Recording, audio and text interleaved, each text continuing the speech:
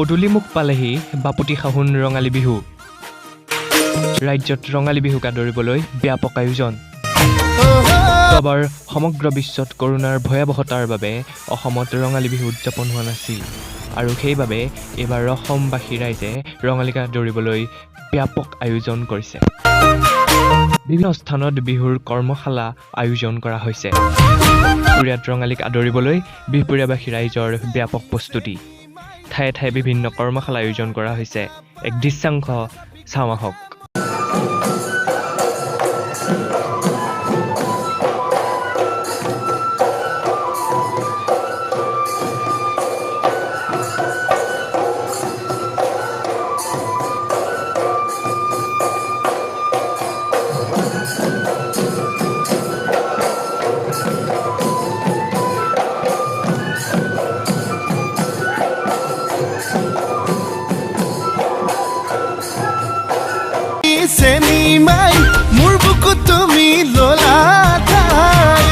মুঠতে ৰঙালীক আদৰিবলৈ অসমবাসী ৰাইজৰ ব্যাপক আয়োজন